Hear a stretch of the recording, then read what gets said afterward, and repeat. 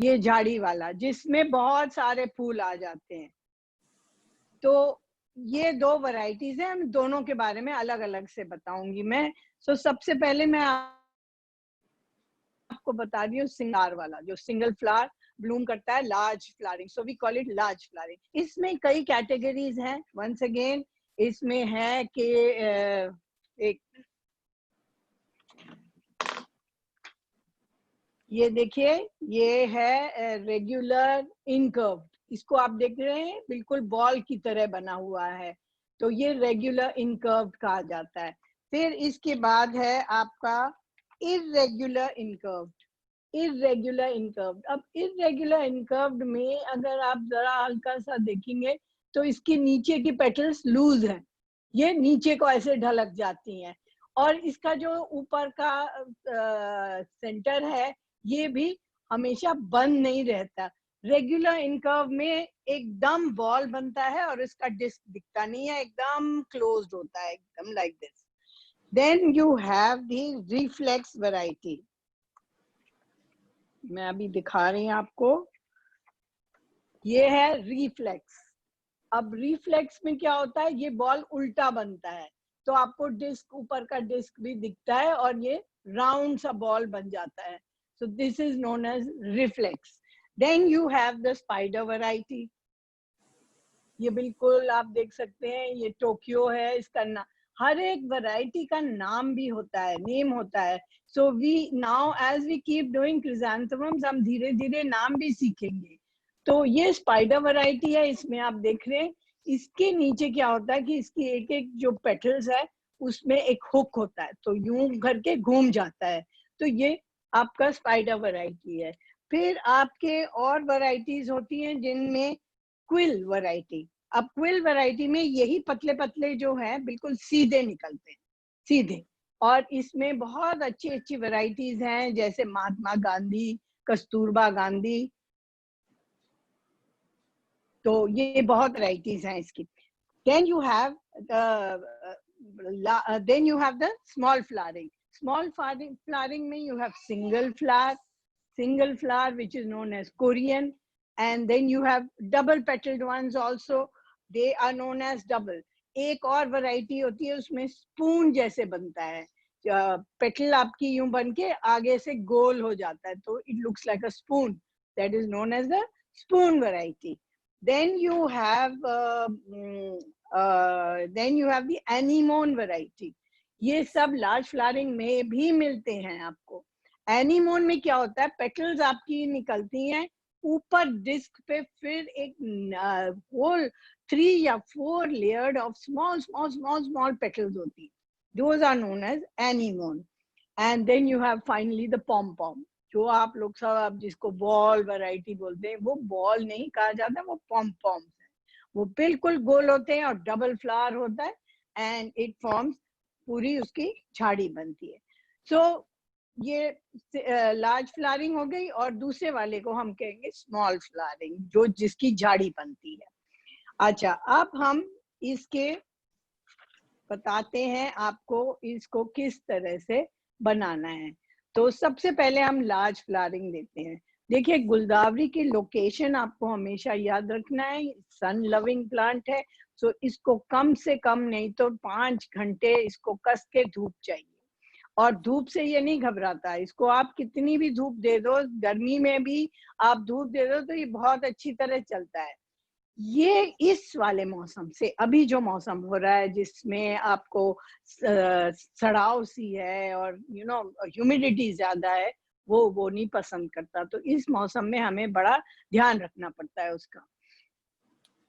Otherwise इसके जो भी, इसको आप कस के जो आप धूप में भी आप छोड़ दोगे तो ये अलबत्ता छोटा ही रहेगा और बड़ा नहीं होगा, कॉम्पैक्ट हो जाएगा और इसकी हाइट ऊपर नहीं बढ़ेगी. जैसे ही आप इसको सेमी शेड में लेके जाओगे तो आप देखोगे इंटरनोडल गैप्स जो हैं, एक एक उसके बीच की जो गैप्स होती हैं, ये डंडी की जो बीच की जो गैप्स होती हैं, आप देख सकते हो इनको, एक पत्ती से दूसरी पत्ती का जो गैप होता है उसको इंटरनोडल गैप बोलते हैं। इस पत्ती और इस पत्ती के बीच की जो गैप है इसको इंटरनोडल गैप बोलते हैं। ये इंटरनोडल गैप आपकी बढ़ जाती है और प्लांट कॉम्पैक्ट नहीं रहता, फिर आपको डंडी डंडियां दिखती हैं। So therefore we have to put it in absolute sun. अब इसकी प्रोपगेशन कैसे होती है? इसकी प्रोपगेशन ये है थ्रू कटिंग द्वारा और सकल्स द्वारा। अब आप देखोगे जनवरी के मंथ में आप इसकी जो प्लांट है इसको थोड़ा नीचे कर, इसके रिम से 9 इंची के हाइट पर आप इसको काट देंगे। जो आपकी फ्लावर की डंडी थी वो आप 9 इंची के हाइट पे काट देंगे और उसको छोड़ देंगे अच्छे धूप में और फीड करते रहें इसको। जो भी फीडिंग करनी है वो आप फीडिंग करते रहें, उसके बारे में बाद में बताऊंगी। तो इसमें से सकर्स निकलती हैं जिस तरह से इसमें आप देखोगे, और ये आप देख रहे हो ये एक छोटा सा सकर निकल रहा है इसका। ये रूट कनेक्टेड होती हैं, ये रूट से ही निकली हुई हैं, ये भी आपके रूट कनेक्टेड है, तो इनको सकर्स कहते हैं, ऑफशूट्स कहते हैं। तो ये जो है ये ऑफशूट्स को आप उसी पॉट में रहने देंगे और उसको अच्छी तरह से फीडिंग करते रहें। तो जनवरी से लेके आप फरवरी तक आ जाएंगे। फरवरी के अबाउट 15-20 के आसपास तारीख को आप इसको देख लो। ये अच्छी तरह अगर स्ट्रांग हो गई हैं और इसके खूब सारे पत्ते निकल आ रहे हैं ये सकर्स के, फिर आप इस पूरे गमले को उल्टा दो, पूरे को निकाल के अब आप ये सकर्स को जड़ समेत अलग अलग निकाल के इसको छोटे छोटे 6 इंची के गमलों में लगा दो।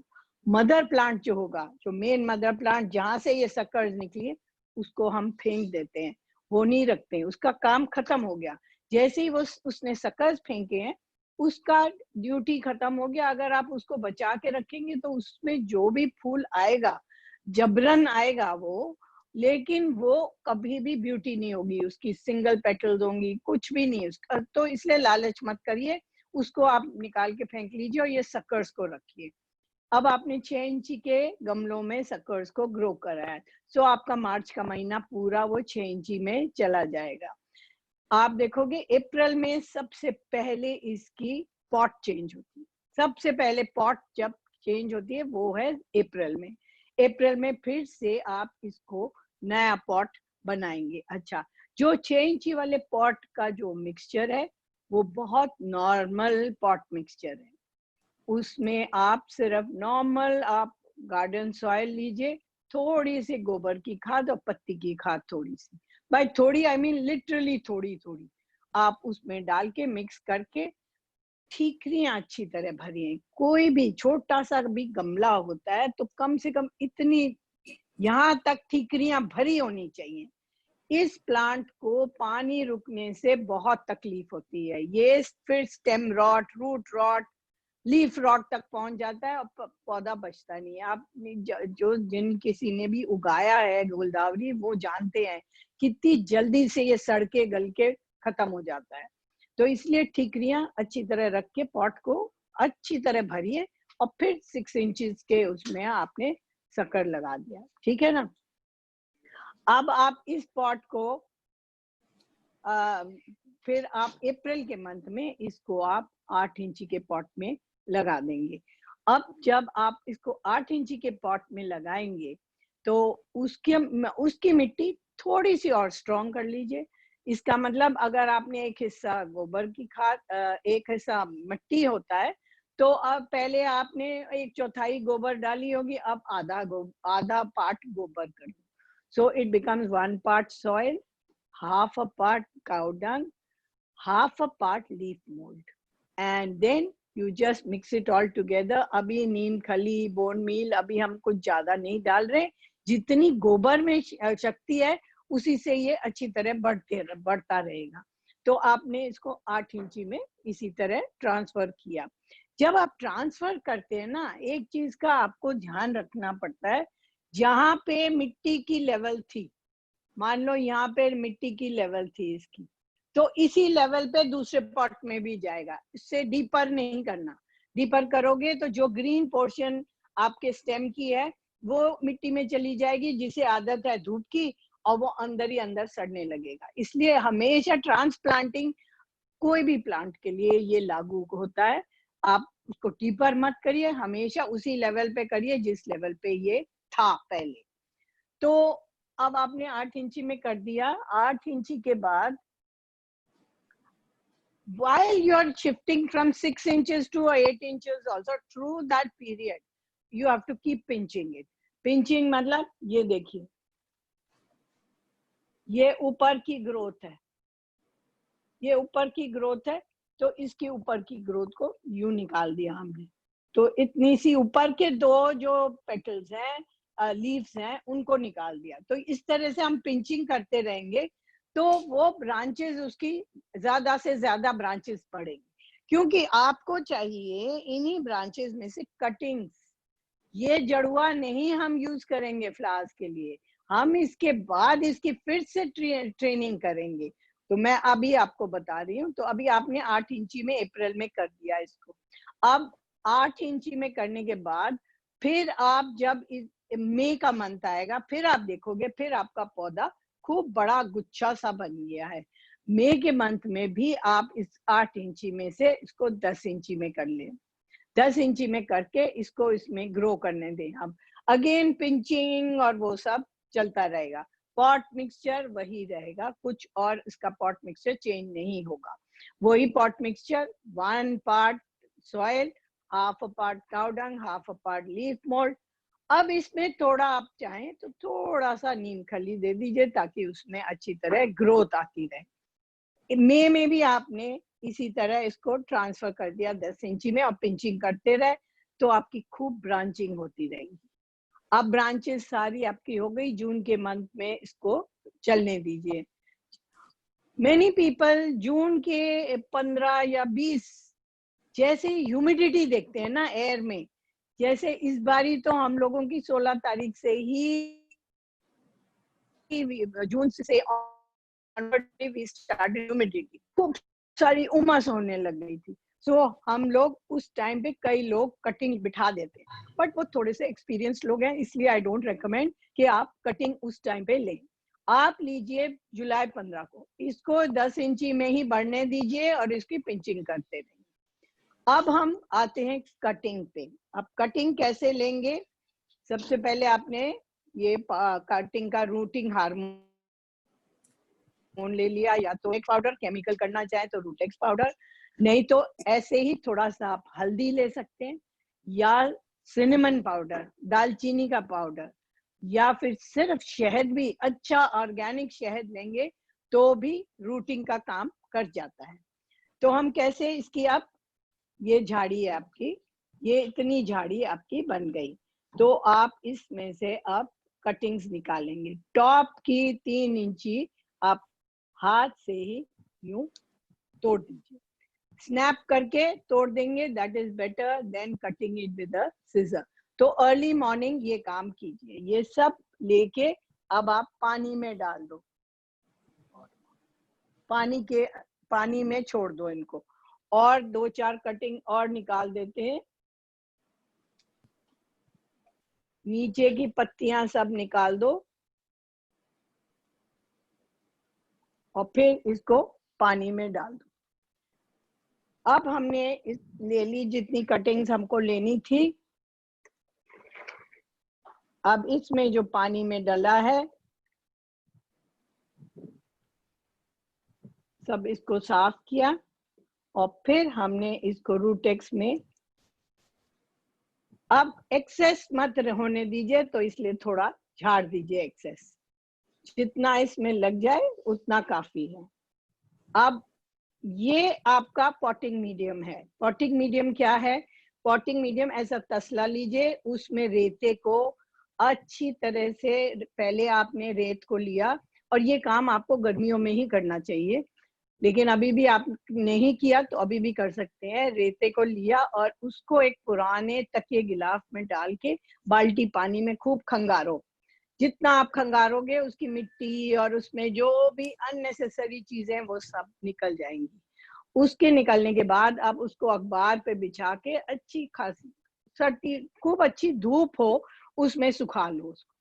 ये स्टेरलाइज हो जाएगा। अगर आपके पास टाइम नहीं है इसके लिए तो आप इसको कढ़ाई में डाल के 20 मिनट खूब अच्छी तरह इसको भून लो, तो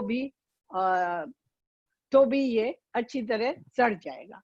अब सड़ने के बाद फिर आप इसको अच्छी तरह से आप इसमें डाल दीजिए अपने तसले में, और तसले में डालने के बाद फिर आप इसमें होल्स बनाइए। आप कटिंग को नहीं प्रेस करेंगे बल्कि होल्स बनाएंगे। होल बना के इसमें डाल दिया और फिर हाथ से अपने दबा दिया। दबाना बहुत जरूरी है, एयर स्पेसेस नहीं होनी चाहिए।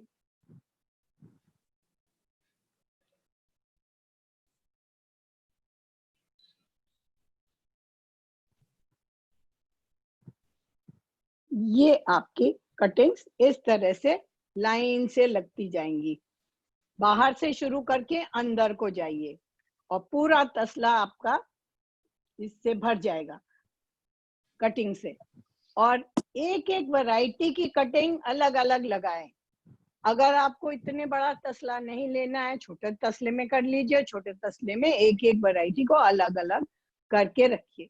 21 दिन के बाद आप देखोगे, ये मैंने पिछली क्लास में ये कटिंग लगाई थी।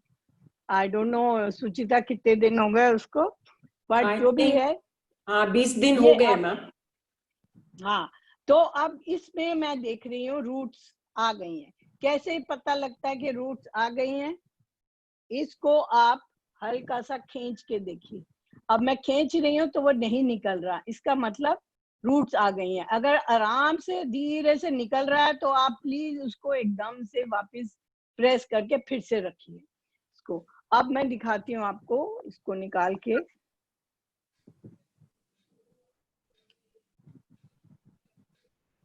ये बहुत हल्की सी रूट्स आ गई हैं, but they are more than enough for you to transplant into another pot. तो ये अब तैयार है कटिंग्स। 21 दिन के बाद जब आपकी कटिंग्स तैयार हो जाती हैं तो फिर आप इनको 4 इंची के पॉट्स में लगाएंगे।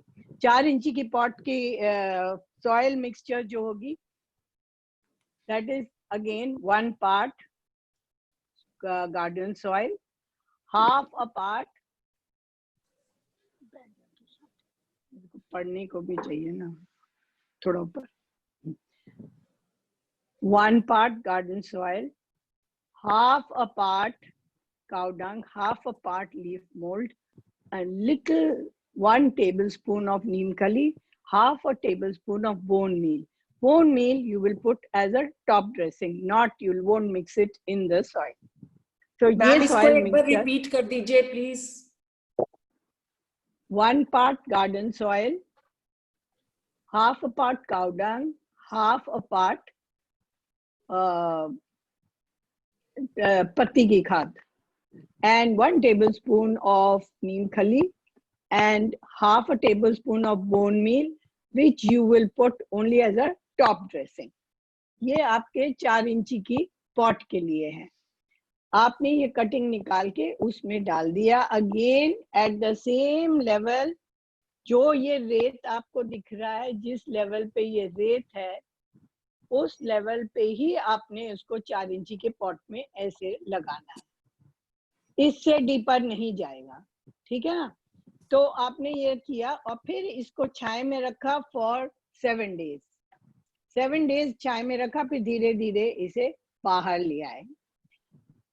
अब ये 4 इंची के पॉट में है। आफ्टर अबाउट 25 days, ये आप अगर आप अभी बना रहे हैं इस वक्त, अगर आप कटिंग लगाएंगे तो 21 दिन में आपकी कटिंग मिडल ऑफ अगस्त में तैयार हो जाएगा।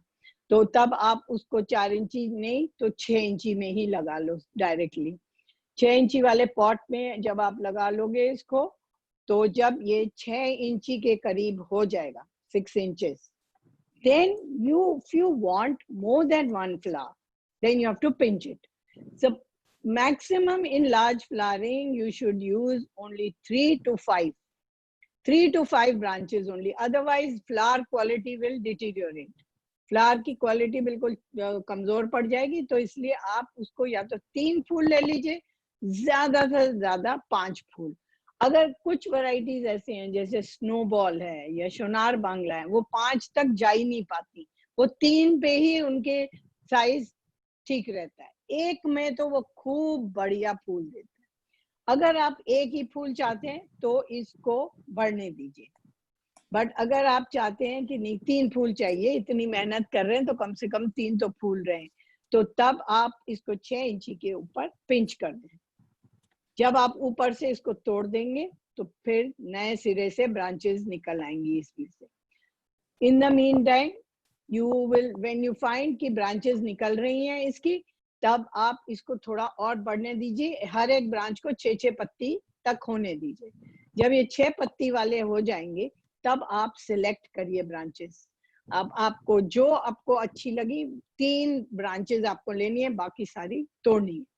और 3 जब आप लोगे तो हमेशा याद रखिए उसको ट्रायंगल शेप में ले लें, ताकि वो गमला देखने में सुंदर लगेगा। ये नहीं होना चाहिए कि तीनों ब्रांचेस आपके सामने आ गई और पीछे बिल्कुल खाली हो गया, नहीं, it should be in a triangle shape. So 3 branches select कर ली, बाकी सारे ब्रांचेस जो एक्स्ट्रा हो उनको निकाल दीजिए। अब ये 3 बढ़ते जाएंगे। इनको अब आप सितंबर में 8 इंची के गमले में ट्रांसफर करें। This is the final pot. इस फाइनल पॉट में अब मट्टी की मात्रा बिल्कुल कम हो जाएगी, बिल्कुल आधे से चौथाई तक यू कैन लीव मट्टी। Garden soil can be 1/2 to 1/4। बाकी now it becomes 1 part cow dung and 1 part पत्ती की खाद, then 2 fistfuls of कोयले का चूरा or this sand, 1 part sand you can put, 1 muthi of sand, and then you add 1 muthi of neem khali and again tablespoon of bone meal for top dressing. This is your pot mixture. You make this pot mixture. I will repeat it again. It's now only 1/2 to 1/4 part of garden soil, 1 part of cow dung, 1 part of patti ki khad, 2 big fistfuls of charcoal powder, 1 fistful of sand, and 1 fistful of neem khali. You mix it all together and now put it in an 8-inch pot and put bone meal ka top dressing, and then water your pot thoroughly. Leave it. Transplantation should be done in the evening. So you prepared your pot in the morning and left it the whole day. In the evening, when you are about to transplant, then you make the hole for it, and just उसी level पे आपने इसमें से पूरी गाची की गाची बिना टूटे निकालना है और उसको इसमें ट्रांसफर करना है और इसको अच्छी तरह से दबा के फिर छाया में रखना है। Every time you transplant, please put it in the shade and put it in the shade for 1 week and then bring it out gradually into the sun. Now this is your final pot and it will remain in this. Now once we have done this, let's talk about feeding. After you've brought it out into the sun, wait for 1 more week. After that, every 2 waterings के साथ एक feeding करना है। इसका क्या मतलब? First of all, क्या feeding करेंगे हम? या तो liquid manure of गोबर या फिर नीम खली bone meal with a little bit of सरसों की खली also. 2 options. Or you can make Amrit Jal. If you all know how to make Amrit Jal, we won't talk about it now, but you can look it up in the YouTube also. There are lots of sessions of Amrit Jal. You can do this feeding of Amrit Jal also. So now when you water your plant, today you have watered, then you wait and see whether your plant is wilting. गुलदावरी को water stress सफर करना बहुत बहुत जरूरी है. It likes to suffer water stress, which means that जब तक पत्तियां इसकी खड़ी हैं, डू नॉट वाटर. जब की पत्तियां लटक गई हैं, then it's a signal that you have to water. So that can sometimes be दो दिन निकल जाते हैं, और कभी 3 दिन भी निकल सकते हैं. फिर वो जब लटक जाता है, उस टाइम हम शाम को इसको पानी देते हैं. तो इस तरह की 2 वाटरिंग्स के बाद, तो first day, then may be 4th day you have watered, then उसके बाद नेक्स्ट वाटरिंग से पहले आप उस दिन उसकी फीडिंग करेंगे. पहले वाटरिंग करेंगे, फिर उस पे फीडिंग करेंगे. Liquid manure is always given on a wet plant. It is not given on a dry plant. Please remember this. So don't make that mistake. And all those newcomers, to learn how to make liquid manure, please join now. We are doing the basic garden training course, in which I shall be explaining to you exactly how to make liquid manure. Otherwise, अभी के लिए किसी से आप पूछ लीजिए. तो liquid manure आपने दिया, और so every 2 वाटरिंग 1 फीडिंग. इसके बाद आप बायोविटा का भी टॉप ड्रेसिंग दे सकते हैं, मतलब ऊपर से आपने उसको छिड़क दिया around the rim of the pot, and वो भी वाटरिंग दे सकते हैं. In between the week you can give little bit of biovita. Biovita is also an organic product. It's a seaweed extract, but it has all the micronutrients. तो उसको आप Biovita बीच में दे सकते हैं. सो आपका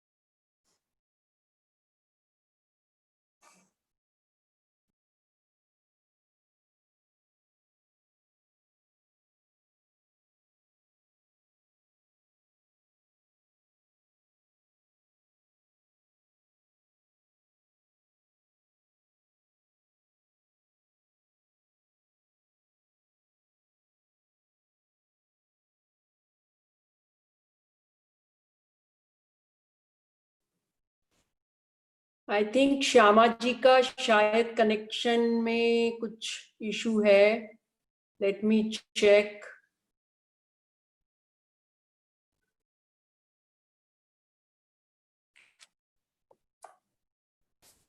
मैम आपका कनेक्शन टूट गया है. आप आ गए हो वापिस?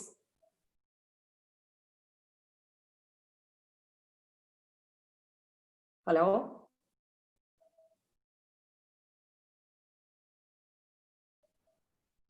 श्यामा मैम, आप ज्वाइन करो वापस.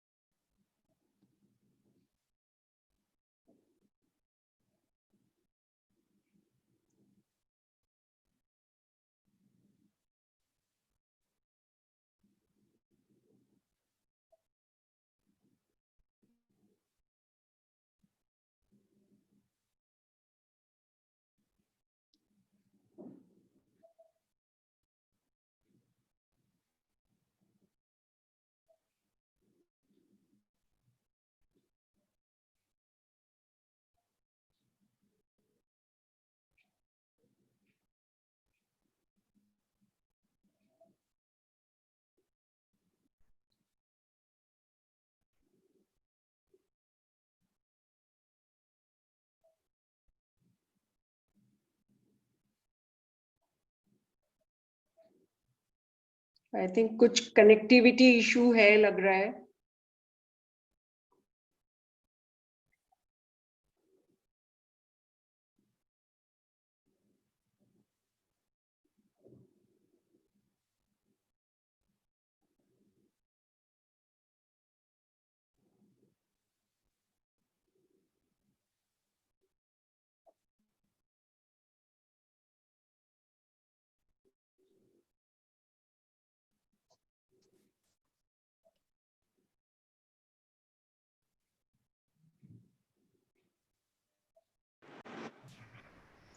अनु एक बार थोड़ा सा एक बार बात करो, मैं तब तक देखती हूँ श्यामा जी का कहाँ कनेक्टिविटी इशू हो गया। Okay, Anu, are what you is there? Yeah, I am here. Yeah, can you hear me? Hi, Suchita. Yeah, I can. So please एक बार सारे मेंबर से आप बात करो, तब तक मैं श्यामा जी को कनेक्ट करती हूँ। So members, please have patience and be on the meeting. Don't leave. I can see so many members leaving. So have some patience. This is such an important lecture for everybody, and this is the right season for chrysanthemums. So just have some patience. These are just technical glitches which we have to face. So let's see. Suchita is trying her best to connect Haji back on the meeting. मुझे लग रहा है उनके यहाँ connection बहुत poor है। Let's see. नहीं सुचिता, I think मेरे यहाँ भी बीच में अभी वो इलेक्ट्रिक चली गई थी, then I miss 10 minutes of lecture. Okay. हाँ तो हो सकता है वही तो वो कोई कनेक्ट होने में, हाँ मैम कनेक्ट करो। कनेक्ट होने में टाइम लग। She is on the line. ओहो अच्छा।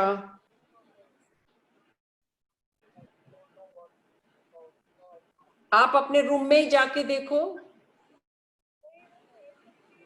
फिर से उन्हें सारा सेटअप करना पड़ेगा। Okay. Hi Anu ji. Hi, how are you doing? Good to see you. You are glowing. अच्छा, बहुत अच्छा लग रहा है। घर में बैठ के सेहत भी और कोई बात नहीं मैम, मैंने सबको संभाल रखा है, कोई बात नहीं। I think we are facing हाँ, problem. हाँ, कोई बात she's नहीं, the कोई master. ठीक है। Great. हाँ जी, what's the problem? अनु कुछ बातें, who can be the speaker right now? Rachna, should I open you? Yeah, that will be good. Yeah, she can talk. I think like कुछ not related. कुछ diet वगैरह के लिए कुछ बता दे रचना। मैं खोल रही हूँ, एक सेकंड में क्या खाया जाए इस मौसम में? पकोड़े। और हेल्दी ना बने कि भैया रेसिपी दे रही है क्या? साथ में बोल चटनी वटनी।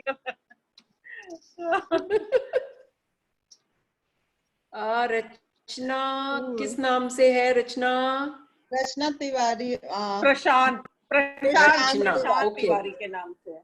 प्रशांत तिवारी। अच्छा, प्रशांत के नाम से है क्या?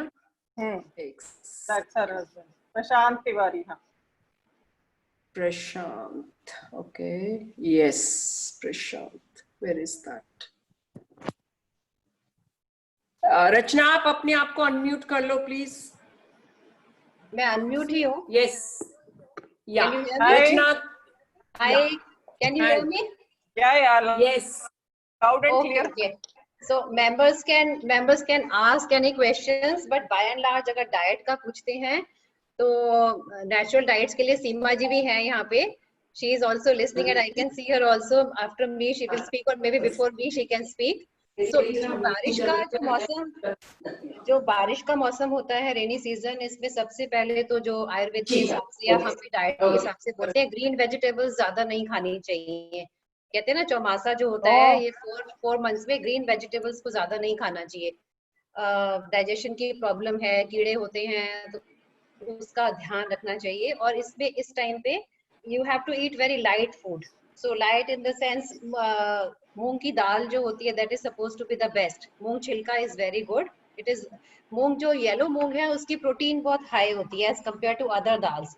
So it's a full meal when you're having rice, dal, chapati and curd जो है by and large हमारे यहाँ मना की जाती है कि बारिश के मौसम में कर्ड नहीं खाना चाहिए, पर कुछ लोग होते हैं जिनकी फैमिलीज में सालों से वो कर्ड खाते आए हैं, तो अगर हो सके तो दोपहर को ही पतला करके कर्ड को, और खाने से पहले उसको जो चक्का जैसा जमा होता है उसकी जगह थोड़ा फोक से उसको हिला लें या मथानी से उसको मत लें, उसको वैसे ही नहीं खाना चाहिए, और रात में तो बिल्कुल कर्ड नहीं खाना चाहिए। सो छोटी छोटी चीजें हैं। और जो छिलके वाली दाल होती है वो एडेड एडवांटेज उसका ये है कि उसका फाइबर आपको सॉल्युबल इनसॉल्युबल दोनों मिल रहे हैं, बहुत अच्छा होता है। घिया, तोरी, टिंडा, परवल, ये सब चीजें हम खा सकते हैं। और खाने में जैसे आपको प्रोटीन कंटेंट वेजिटेरियंस को हाई रखना है तो you can have a lot of sattu की भरी हुई रोटी या पराठा, जैसे भी आपको मस्टर्ड ऑयल में बना करके। तो आप कैसे बना सकते हैं, सत्तू जो होता है उसमें अनियन काटा, हरी मिर्ची काटी, थोड़ा सा उसमें नमक अजवाइन डाला, और साथ में ही थोड़ा सा 2-3 ड्रॉप अगर आप मस्टर्ड ऑयल भी डाल देंगे तो थोड़ी सी बाइंडिंग हो जाती है। नहीं तो सत्तू को आप भर के बनाओगे तो पूरा खुल जाता है, तो उसका पराठा या रोटी जो स्टफिंग वाली होती है अच्छे से नहीं बनती। तो एक तो this is extremely tasty, very nutritious, और इसको आप किसी भी सूखी सब्जी या दाल या घिया की सब्जी है, जैसे अगर आपको खानी है, कई लोगों को घिया पसंद नहीं आता, तो घिया के अंदर मूंग की बड़ी को डाल के आप बना सकते हैं। Yeah, Shama ma'am is back. Bye. Very good. Good job, Thank you, Rachna. Rachna. Yeah, very nice. Thank you, Yes, Rachna. short and sweet. Like इतने में ही समझ में काफी सीख लिया. Very good. Hi, Shama Yes, ji. ma'am. Welcome back. Welcome back, ma'am. इस बीच में रचना से हमने कुछ लेसन्स ले लिए हैं। आप दिख रही हो? Yes. दिख रहे। No. No. Can you hear me now? We can hear Yes. you, we can't see you. We can hear you. आप दिख नहीं रहे हो।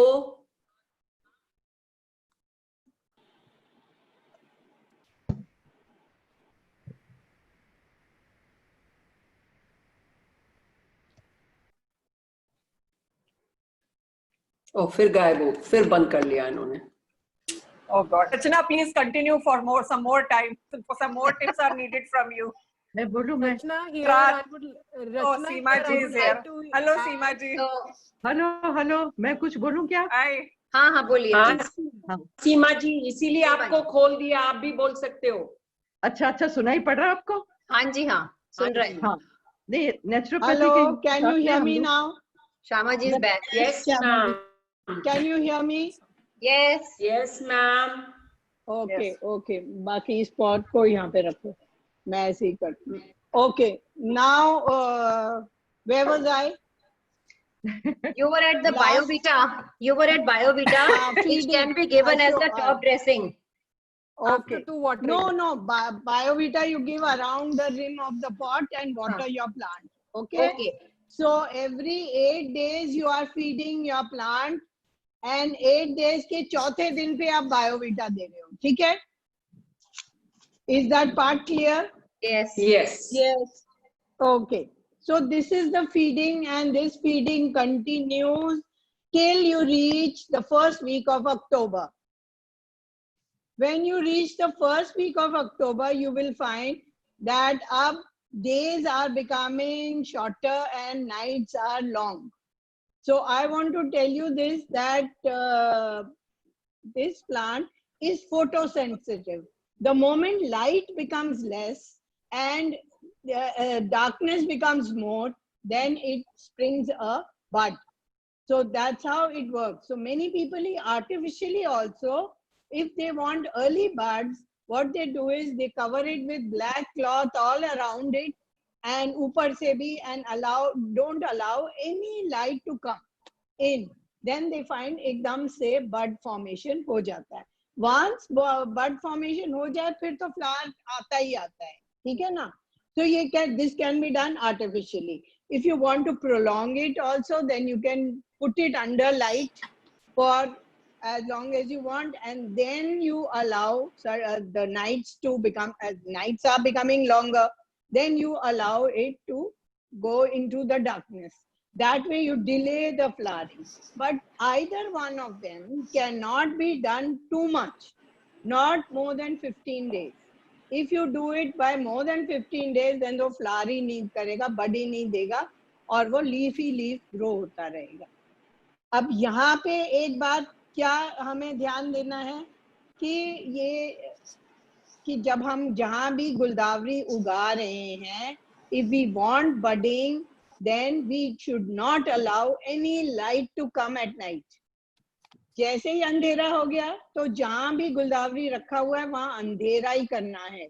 कभी कभी स्ट्रीट लाइट की लाइट आ जाती है घर के अंदर, कभी कभी आप ही की सिक्योरिटी कोई लाइट है वो आ रही है, तो उन सब की वजह से क्या हो जाता है कि आप देखोगे कि आपके फ्लावर बडिंग ही नहीं हो रही, और आप कई दफे यही कहोगे कि जी मेरे उसमें बडिंग नहीं होती है, फ्लावर आता नहीं है. So it's because of this. So you once in October by लंबी हो गई है तो about 6:15 अंधेरा होने लगता है, so then you will find that buds have started forming. Now when the buds have started forming, you allow the buds to become little healthy and don't be premature about it.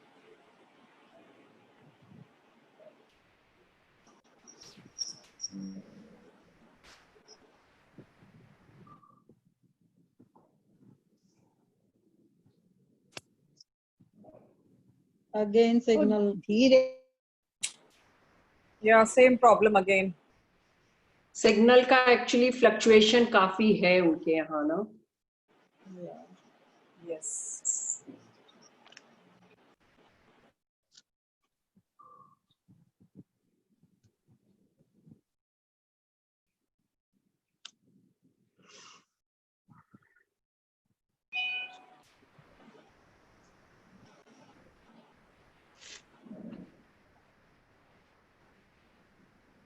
फिर गायब हो गई हैं Shyama ma'am.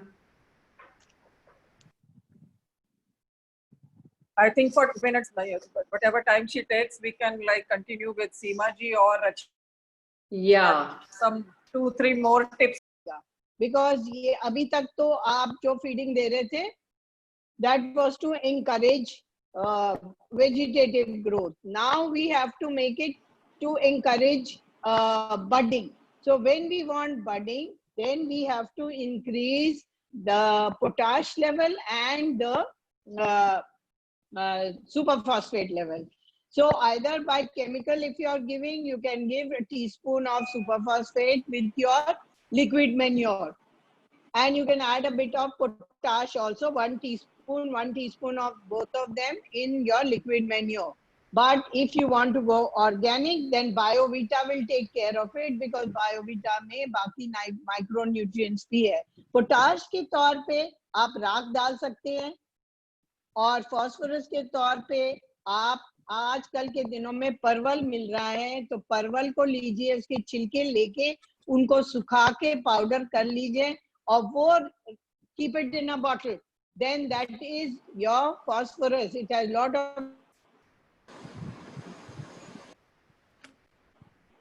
you can feed manure with kela in it, or you can make an enzyme with kela, and you can give enzymes also to your chrysanthemums. That way you will do organic way mein, you can add your potash and superphosphate. This feeding should start by the beginning of October. Once you start potash and superphosphate wala feeding, then the bud that will come out will be healthy, and you can now continue with this feed right till when you see that the bud has grown and has opened, and now you can see the color in it. Then you stop all feeding. Okay? So this is for large flowering. Also, while you are doing large flowering, you have to also keep in mind that you stake your plant. डंडी जरूर लगानी चाहिए. जब आप 8 इंची के pot में इसको ट्रांसफर करते हैं, so a little away from the main stem से थोड़ा दूर हटके आप एक खपच्ची लगा दीजिए और उसको लूजली बांध दीजिए. तो इस तरीके से ये कहीं जाएगा नहीं, इधर नहीं गिरेगा, उधर नहीं गिरेगा, ना इधर गिरेगा, सीधा ही खड़ा रहेगा. तो खपच्ची बांधना पड़ता है 8 इंची के पॉट में. when you bring it in the month of early September, you'll bring it into 8-inch pot. That time you put the stake also with it. If you have three flowers, then 3 kapachis for each, and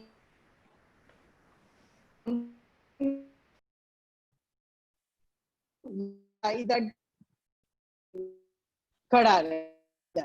So staking is also very important. Now when your flower bud comes here, if you find your flower bud below this kapachi के 1 minute में दिखा, अगर खपच्ची के नीचे आपका flower bud आ गया है तो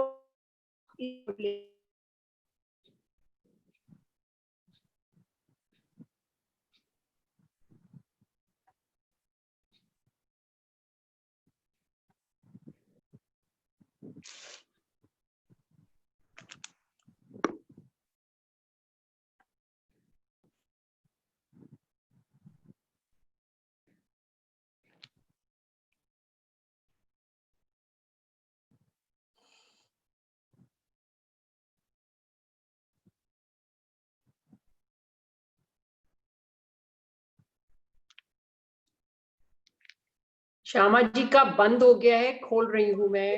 अब ठीक है जी। Can you hear me? Yes ma'am. हाँ, अभी ऐसे ही चलेगा because the Airtel people are doing some repair. Am I? You can hear me now? Yes, ma'am. Yes. Okay. अच्छा, so ये मैं खपच्ची को अब आप यहाँ पे आपका फ्लावर आ गया तो थोड़ा फ्लावर बड से थोड़ा नीचे आप इसको काट देंगे खपच्ची को, and now your flower bud will be on top and this khapachchi is supporting the dandi. This is the way you stake your plant. Okay, and continue your feeding till you find that the bud has opened up. Now you stop all feeding. Now let's come to the jhadi wala plant. Now we come to the jhadi wala plant. Now jhadi wale plant mein kya tha? That again the same way as you did in January, February, March, that way only you have to keep transplanting. Only thing is that in the month of June, from a 10-inch pot, you will transfer it now to a 12-inch pot. ठीक है ना? You have to continue to do that. And 12-inch pot में जब आप उसको ले आओगे 12-inch pot में, तो आपकी pinching continue होगी. ये मैं थोड़ा ऊपर कर, नीचे का ये क्या तेरा हाथ आ रहा है कहीं से, ये वाला. Now you can see from last time it has grown some more. Now again I continue pinching harder at this side, harder, this side harder, and softer on this side. So you can see now already it's taking that dome shape. So keep pinching harder from the sides.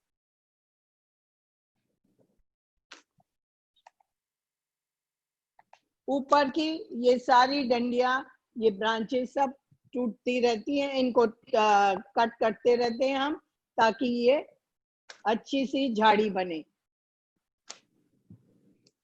Feeding is the same in jhadis as you are feeding your just as you are feeding your large flowering. Same तरीके से इसकी भी feeding चलती रहेगी. और इसमें जो birds आपकी ऊपर आएंगी, इसमें अगेन एक सेंट्रल बर्ड होगा और एक और क्लस्टर्स होंगी उसके चारों तरफ. Many people remove the center and allow this cluster to grow. When you do this, you will get lots more flowers. Obviously, the पूरा झाड़ी आपके बहुत सारे flowers के साथ बढ़ेंगे. लेकिन कई दफे कुछ जल्दी खिलेंगे, कुछ late खिलेंगे. So it's a very uneven flowering. While if you leave the top cluster, top terminal bud and you remove all the clusters on the side, then they grow all evenly. Flowers might be less, jhadi will be complete, but it will flower in an absolutely equal manner. So those who go for exhibitions or want to show a much better looking pot, then they remove the clusters and keep only the central bud in all the pinches. Wherever you have pinched, utne hi aapke clusters form honge. So don't worry about that ki phool kam honge ya things like that, but the pot will be a more uniform pot. So this is how you do pinching, and this is how you do disbudding. Now we do the staking also. और नीचे थोड़ा ऊपर उठा दो. Staking is done in a 60 degrees. इसमें और भी थे, नहीं और थे, माली ने दिए. Now इस तरह से आप स्टेकिंग करोगे ऐसे एंगल पे, और आप 5 लगाओगे, 4 कभी नहीं लगाओगे. 5 डंडी लगा के इनको फिर इसी तरह से रस्सी से इसको बांधेंगे चारों तरफ. रस्सी से लूजली रहेगा, रस्सी भी लूज रहेगा, और आपका पूरा झाड़ी जो है इसके अंदर है. अगर आप ऐसे करोगे ना तो आपकी जो ब्रांचेस हैं वो गुच्छी रह जाएंगी और एक रेक्टेंगुलर शेप में आएगा. तो इसलिए आपको एंगल पे ही उनको लगा के इसको अच्छी तरह से बांध लेना है. This is the way you do staking of all the jhadi. Pinching will continue. So the rassi is not up to the top, but जहाँ जहाँ आपके branches आ गई हैं उनको अंदर रखने के लिए वहीं पे आप धागा बांध देना, और फिर आप pinching continue करते रहना till the end. Again in the month of September, end of September or first week of October also, you will change your feeding to that potash and super phosphate वाला feeding जो आप add करोगे into your liquid manure. Liquid manure में ही अगर आप 1 teaspoon of either one of them डाल दोगे तो I mean both potash भी डलना है और ये भी डलना है. But if you are doing this organic, then you can just sprinkle it on top of the pot, and you do it every week along with your feeding, so that you keep getting better and better buds, lots of buds, and the health of the buds will also improve by doing this. Continue feeding till you reach the time when the buds start opening up. That is the time when you can just stop watering, and then by then your jhadi will also be this high and your rassi can come right up to the top, and the jhadi grows also. So it has to grow in a dome shape. And abhi to July end hi hai, abhi I have the whole of August, whole of September. By then the jhadi will become nice and big if the feeding continues. So this is how you will continue to do your chrysanthemum and how you feed your chrysanthemum. I'm sorry, very bada toota sa lecture hua hai because I had to change positions everywhere. So I'm sorry about that. But anyhow, if there are any questions, I can take it now. Whatever questions you would like to ask. Suchita ji chali gayi hai, so I don't know whose mic is open.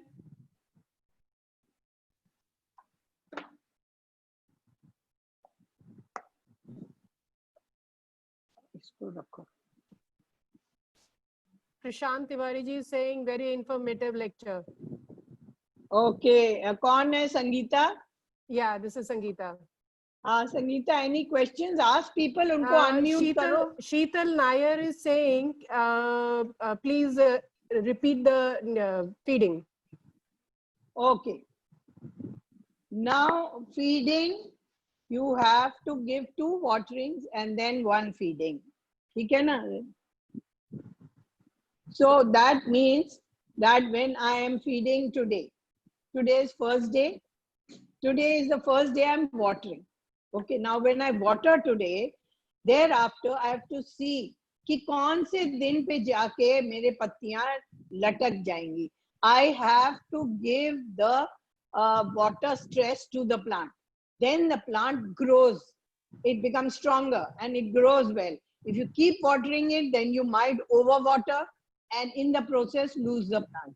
So इसलिए आज मैंने water किया, फिर मैं देखती हूँ 2 दिन बाद, हो सकता है अगर गर्मी ज्यादा हो तो मेरे को लगता है 2 दिन के बाद I will find that पत्तियां लटक गई, पत्तियां लटक गई, that evening I will water it.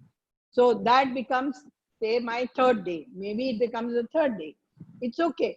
3rd day के बाद फिर आप again 3rd day पे ही watering करेंगे, because you will see again कि वो लटकेगा पत्ती, फिर आप water करोगे. So keep that in mind. अच्छा, 2 वाटरिंग्स आपने कर ली, उसके बाद नेक्स्ट वाटरिंग पे आप फीडिंग भी करोगे. क्या फीडिंग करोगे? लिक्विड मैन्योर करोगे. Liquid manure can be of गोबर plus it can be either gobar or it can be of neem khali, bone meal and a little bit of सरसों की खली. तो तीनों का मिश्रण करके आप लिक्विड मैन्योर बना सकते हैं, वो आप दे सकते हैं, या फिर आप अमृत जल की फीडिंग दे सकते हैं. इन में से तीनों को अल्टरनेट कर सकते हैं. एक दफे आपने गोबर का पानी दिया, अगले दफे आप नीमखली बोन मील का पानी दिया, 3rd डे आपने अमृत जल का पानी दिया, 3rd time. But in between, so अगर आपने 6ठे दिन या 7वें दिन आपने पानी दिया और फीडिंग दिया उस दिन, उसके 3 दिन बाद फिर आप बायोवीटा दीजिए. तो what I am trying to say, जिस दिन भी आप पानी देते हैं उसके 4 या 3 दिन बाद आप बायोवीटा दीजिए, ताकि वो माइक्रोन्यूट्रिएंट्स की भी फीड हो जाए. फिर आप 2 वाटरिंग करोगे और फिर आप उसमें 3rd वाटरिंग में फिर आप फीडिंग करोगे. 3rd वाटरिंग में फीडिंग करने के बाद फिर उसके 4-5 दिन बाद फिर आप बायोवीटा दोगे. तो इस तरह से आपका फीडिंग पैटर्न चलता रहेगा. As soon as you, seaweed is biovita only. You can either buy biovita as granules or you can also buy it as a liquid. I prefer granules और मैं उसको पेरिफेरी पे, पॉट के periphery पे चारों तरफ लगाती हूँ और वाटर कर देती हूँ प्लांट को. अगर आप लिक्विड करते हो तो आप स्प्रे भी कर सकते हो. अमृत जल को आप स्प्रे नहीं करोगे. Amrit jal is always fed to the plant. Liquid manure आप कभी स्प्रे नहीं करोगे. Liquid manure is given to the soil. Okay, so always remember these thing and keep watering. Now when you reach end of September, beginning of October, then you add some potash and single superphosphate to your liquid manure. Either you can do that, या सूखा भी आप pot में डाल के उसको आप water कर सकते हो. आपका पॉट अगर 10 इंची है तो आप उसमें डालेंगे about 1 teaspoon of SSP, single superphosphate, and half a teaspoon of potash. वो डाल के वाटरिंग कर दीजिए. अगर आप ऑर्गेनिक कर रहे हो तो फिर आप जो भी आपका पाउडर है, परवल का पाउडर, केले का टूटे हुए पीसेस, cut your केले के छीके के into small pieces and put them in your pots and गुड़ाई कर दो. That will also give phosphorus to your plant. Potash के लिए राख मिले तो राख डाल दो. तो ऑर्गेनिक इस तरह से आप फीडिंग कर सकते हैं उनको. देन यू विल फाइंड कि बडिंग शुरू हो गई. अब जब से बडिंग शुरू होगी तब से आपको पोटाश और फॉस्फेट्स देते रहना पड़ेगा. अगर आप एंजाइम्स करते हैं तो आप केले के एंजाइम्स बनाइए और उस एंजाइम्स को स्प्रे करिए on all your plants, all your chrysanthemum plants. That will give it lot of phosphorus to your plant. Bone meal, anyway you're giving neem khali, bone meal ka liquid manure, bone meal is already phosphorus. So potash के लिए अब आप राख अपनी स्त्री वाली से लेके वो राख को छान के वो राख आप अपने सारे chrysanthemums में डाल सकते हैं. So this is how you will feed your plants till you see that bud has opened and now I can see हाँ इसमें orange color है या yellow color है या जो भी है, तब आप पानी बिल्कुल बंद कर दीजिए. अच्छा, थोड़ा पेस्टिसाइड्स के बारे में भी बताना चाहती हूँ। हाँ जी। इसमें अगर आप अपने एंजाइम स्प्रे करते रहेंगे रेगुलरली तो कभी भी कोई कीड़े मकोड़े नहीं आएंगे। आप देख सकते हो, हल्दी का पानी स्प्रे कर दिया करो, फंगस नहीं आएगा। और भी चीजें हैं फंगस के लिए। Right now I don't have it off hand, but I can just send it to you by 1 minute. My book was lying elsewhere, so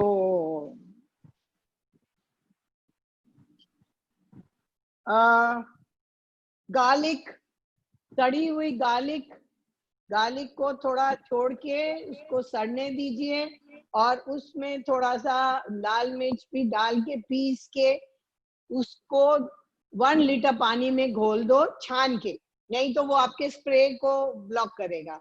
तो छान के अगर आप उसमें डालोगे और वो स्प्रे करोगे तो आपको उससे भी बहुत कुछ कीड़े मकोड़े आपके नहीं आएंगे। Then peels of apples, 2 apple ले लीजिए, उसके छिलके ले लीजिए, एक ऑर्डिनरी छोटा पपीता के छिलके ले लीजिए, make a paste, add it to 1 liter of water, keep for 30 days. Then you can spray that and put it on all your plants. This is also good for all insects, etc. And I find this garlic wala very, very useful. And if you, there are lots of, sorry. Any chemical, this thing, pesticide? For The chrysanthemums? Oh, that is malathion. Malathion, 5 ml in 1 liter of water is more than enough.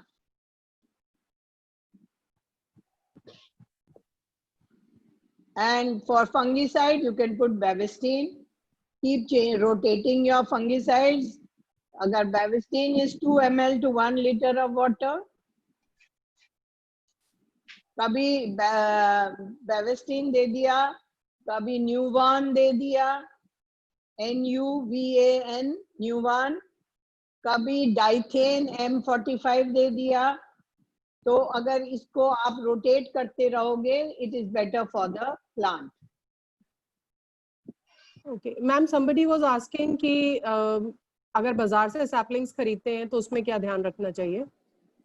वही चीजों का ध्यान रखना। आप cutting उठा के ले आए हैं, जिस तरह आप घर की कटिंग को निकाल के आप लगाते हैं उसी डेप्थ पे, जिस डेप्थ पे आपके सैंड में था, उसी तरह ये जो आप लेके आते हैं फ्रॉम द मार्केट, वो भी उसी डेप्थ पे लगाया जाएगा। Again bring it, put it in a 4 inch pot, in the same pot mixture as I told you of 4 inch, और फिर उसको छाया में छोड़ दीजिए 1 हफ्ते के लिए, फिर धीरे से उसको धूप में ले आइए। जैसे उसकी ग्रोथ होने लग जाती है, फिर आप देखोगे कि you will shift it to 8 inch pot। ऐसे जैसे पहले अपनी कटिंग के लिए बताया था, वैसे ही मार्केट वालों के लिए भी बताएं। और थोड़ा सा आप पेस्टिसाइड्स और फीडिंग का ध्यान रखिए। Rekha ji, you can unmute yourself.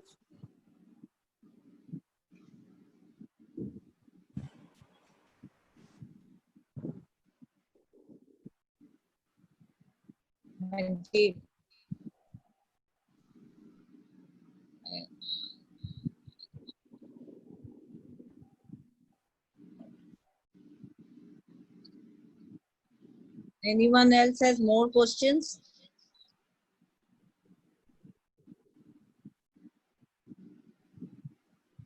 Now,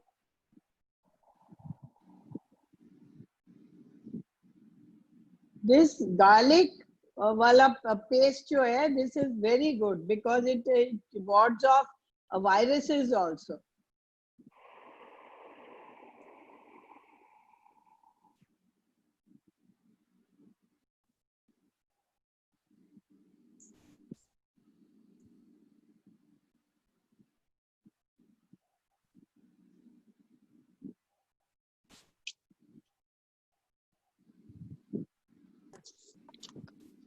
Rekha ji, I've opened you. You can ask the question. Yeah, I have a bit. No, I अच्छा, wanted Bela to ask Kapoor is member more. Any more Bel- questions? yeah, Bela Kapoor is asked to repeat the garlic one. Take एक या दो pods of garlic, और जो आप अपने basket में garlic रखते हो, कभी कभी नीचे का जो रह जाता है वो सड़ जाता है, नहीं सड़ेगा तो वो उठा के आप उसको रख दो कहीं पे, सड़ने दो, 2 गार्लिक पॉड्स को सड़ने दो। जब वो सड़ जाते हैं तो उनको पानी में उबाल लो till it becomes mushy. Once it becomes mushy, उसको छान लो और थोड़ा और पानी मिला के उसको स्प्रे कर दो अपने सारे प्लांट्स में, तो 80% of diseases will be gone. So this garlic thing is very good. Somebody is saying कि मैं लहसुन के छिलके उसी में दबा देती हूँ and it works well. Very good. That's very good also. I have unmuted the people, those they can open themselves. जिन लोगों ने hand raise करा था, one by one you can speak. Somebody yeah, how you can add one chili. moment. One moment. That is a different one. This is a different. Now, if you take garlic, take 1 full pod of garlic and उसमें 2 लाल मिर्च, सूखी हुई लाल मिर्च को रात भर भिगो दो और सुबह आके उसको मिक्सी में चला दो। फिर उसमें थोड़ा पानी डाल के उसे कपड़े से छान लो और 1 लीटर पानी और डाल के उसको स्प्रे कर दो। उससे जो आपके ना कभी कभी पिजन्स खाते हैं और गिलहरी आ जाती है या कौवे खा जाते हैं, चिड़िया खा जाते हैं, तो वो वाली प्रॉब्लम आपकी पूरी रेक्टिफाई हो जाती है। इससे कीड़े भी नहीं आते। Any people, you can ask the question. I have unmuted you. Those who have raised the hand. Hello. हाँ जी रीटा बोलिए। ये श्यामा जी, ये जैसे आपने कटिंग बताई थी रेते की लगाने को, रेते में तो वो रेता पूरा गीला रखना है या ऊपर बस कटिंग लगा के स्प्रे कर दें उसको, या नीचे तक गीला रखना? नहीं, आप पानी दे दीजिए उसको, भर के पानी दे दीजिए, तो पानी अपने आप ही निकल जाता है, उसमें टिकता तो है नहीं, रेते में पानी नहीं टिकता है। वैसे भी टिकड़े थोड़े नीचे ईंट के थोड़े टिकड़ डालने, वो तो आप वैसे डाल लो ड्रेनेज को हेल्प करने के लिए, बट अदरवाइज रेते में से वैसे ही पानी निकल जाता है, रुकता तो है नहीं। रूपा जी, यू कैन अनम्यूट योरसेल्फ। सबसे बढ़िया है सरसों की खली का लिक्विड मैन्योर, बट वो डालना चाहिए जब थोड़ा मौसम ठंडा होने लगे। दूसरी बात, शुरू में उसको बहुत ही डाइल्यूट करके दीजिए और धीरे धीरे उसको स्ट्रॉन्गर करते जाइए, बट कभी भी वो बहुत स्ट्रॉन्ग नहीं होगा। जब भी आप डालोगे it should look like little bit of lemon tea का कलर होना चाहिए, बट शुरू में आप बिल्कुल उसको डबल डाइल्यूशन भी दे सकते हैं। कोई भी चीज आप अपने प्लांट को पहली दफे दे रहे हैं ना, तो उसको थोड़ा थोड़ा चखा के फिर मात्रा बढ़ाते जाओ। I have unmuted iPhone. You can ask Mamta's iPhone. मेरे को ये पूछना था, क्रिसैंथेमम्स सीड से कैसे ग्रो हो सकता है? मैम, सीड से नॉर्मली तो बहुत मुश्किल से ग्रो होता है, सीड से नहीं होता है। It's always by cuttings and by suckers, but I have done it by seeds. I had got the seeds from Japan and I had grown them, but germination rate was not very high, but still I got a beautiful variety out of it. Like you do your seeds, you do the same thing, only treat it as a very delicate seed. So इसलिए जब आप propagation में मैंने दिखाया था, जब आप तसले में वो करते हैं, पत्ती की खाद डालते हैं, तो फिर आप उसमें लाइन लकीरें मत खींचिए, आप बल्कि अपनी खपच्ची को उस पर दबाएंगे तो उसमें लाइंस बन जाएंगी। उसमें बीज डाल के ऊपर से हल्का सा पत्ती की खाद, छनी हुई पत्ती की खाद डाल के हल्की वाटरिंग करिए, तब आप ऊपर से स्प्रे ही करें पानी, तो देन सीड्स निकलने की संभावना है।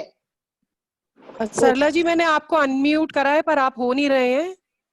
Anybody else can get in if you want to ask the question.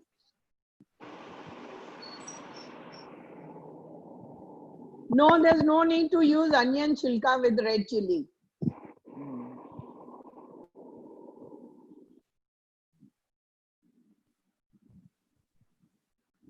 Shama ji 28 का है ना? That is 28. What is the topic? Propagation. Okay. Yeah. 11 a.m. no? Is there anybody else who wants to ask the question? Yeah. Or we'll wind up the session. Yeah. Rekha ji और कोई है जो पूछ रहा है? नहीं, nothing.